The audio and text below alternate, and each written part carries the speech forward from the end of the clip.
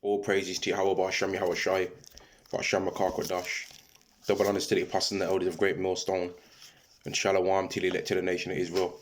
This is going to be a lesson going into a particular prophecy that is spoken of in Deuteronomy the 30th chapter, and going into how comes it is that nobody else, for starters, on the whole earth, has said that they are under the curses of the Bible. It's literally only the Negro, Latino, and Native American that's ever claimed to be under the curses of the Bible on earth. Nobody else has ever made that claim that they're under these curses, and it's literally Hebrew Israelites that brought these curses out. You've got all these other people now that are trying to say that we're not the Israelites, but who's the one fulfilling this prophecy? And I'm going to read it right now. This is Deuteronomy chapter 30 and verse 1. And it shall come to pass when all these things are come upon thee, the blessing and the curse which I have set before thee, and thou shalt call them to mind among all nations whither the Lord thy God have driven thee, right, whither Yahweh thy power have driven thee. So what the Bible is saying is that the nation of Israel, all right, the Israelites was going to receive the blessings at one point, and then they was going to receive the curse, and then they was going to call to mind the curses that they was under in every single place that they were scattered. And who's doing that? What group of people outside of Negro, Latino, and Native American is claiming to be under the curses of the Bible? There's nobody else that's claiming to do that. Everybody else is claiming to be whatever they're saying, man. They're just saying John 3:16 all the time. They're not saying that they're not saying that they was under the curses that are spoken of in Deuteronomy the 20th curse, and they're not able to apply those curses to themselves. And even the people that are supposedly meant to be the true chosen, they never did this. They didn't do this. They didn't preach and teach about the curses all over these different places on the earth. They didn't talk about themselves being under curses. They didn't do that. Who's the one that's fulfilling this prophecy? The real Israelites. Let me read it again. Deuteronomy chapter 30 and verse 1. And it shall come to pass when all these things are come upon thee, the blessing and the curse which I have set before thee, and thou shalt call them to mind among all nations whither Yahweh thy power have driven thee, and thou shalt return unto Yahweh thy power, and shalt obey his voice according to all that I command thee this day, thou and thy children, with all thine heart and with all thy soul. And what are some of the things that would have meant that? That would have meant that they would have had to be following God's laws. It wouldn't have meant that they would have been saying that the law's done away with. And that's what the Israelites are doing. They're not just saying that you're supposed to believe in God and then that just means you can live whatever you want to do. They're saying that they're going to be under the new covenant, which involves being under God's laws. But these Christians are talking about something completely different. These Jehovah's Witnesses, these Jehovah's wickedness, they're talking about something completely different as well. Man, they ain't talking about what's really spoken of in the Bible. Verse 30 and verse 1, chapter 30 and verse 1 again, Deuteronomy chapter 30 and verse 1. And it shall come to pass when all these things are come upon thee, the blessing and the curse which I have set before thee, and thou shalt call them to mind among all the nations whither Yahweh thy power have driven thee. That's literally what the Hebrew Israelites have been doing, man. They'll read Deuteronomy the 20th chapter, and they'll say, Deuteronomy chapter 28 verse 68, slavery and ships, that's us when we was in the Atlantic slave trade. Deuteronomy chapter 28 and verse 37, talking about how you're a proverb and a byword. Who is it that gets called all these different names all are under the sun, man?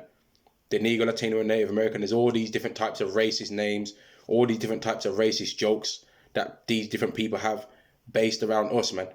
They do blackface and all of that. They paint their lips red and try and mock us. They try and mock and say that we're nothing but watermelon eaters and all of this stuff.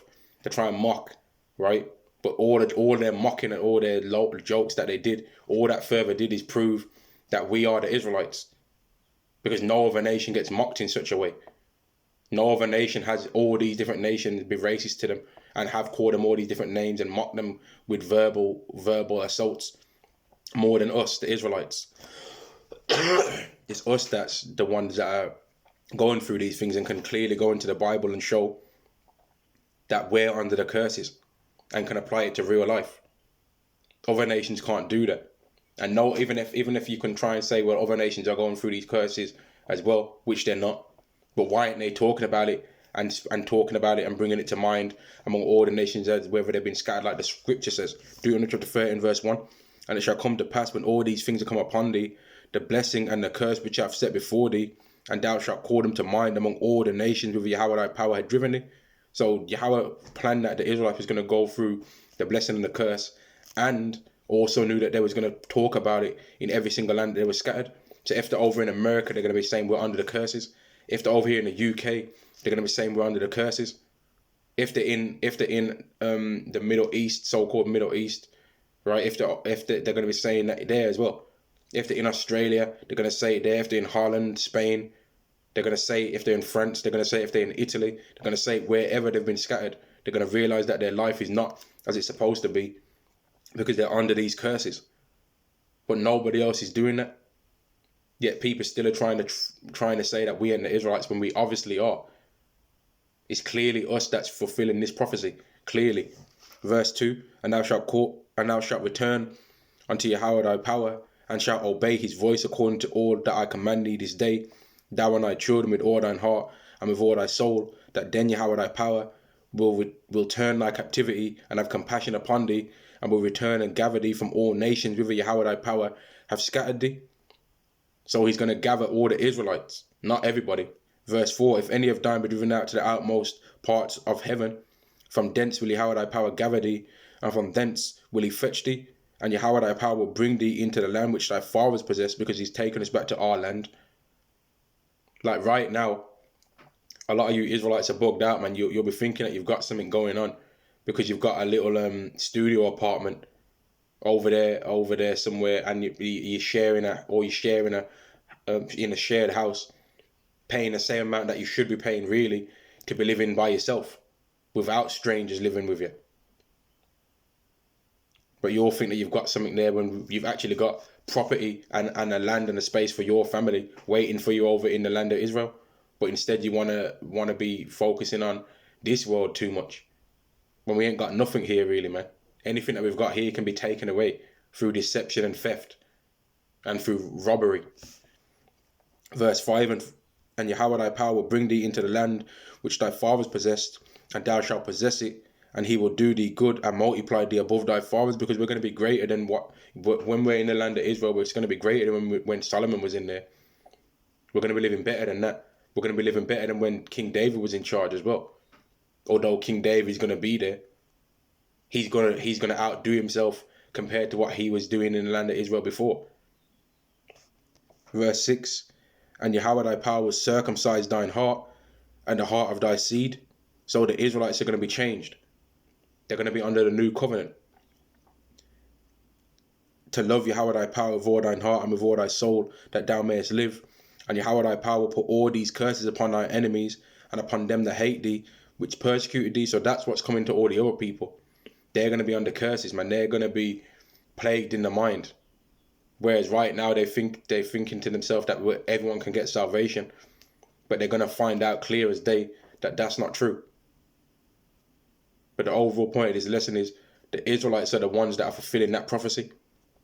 The true Israelites was going to fulfill that prophecy of being scattered across the earth and going to be speaking about being under the curses that are spoken of in Deuteronomy the 28th chapter. That was a sign of who the real Israelites were going to be. That's a sign of the real Israelites. And who's doing that? Everybody already knows the answers of who's doing that. And why are they doing it? Because they're exactly who they say they are. Shalom to the elect to the nation of Israel. All praises to Yahweh, Ba'ashem Yahushai, Ba'ashem Rakah Kodash, and Shalom to the elect to the nation of Israel. Shalom.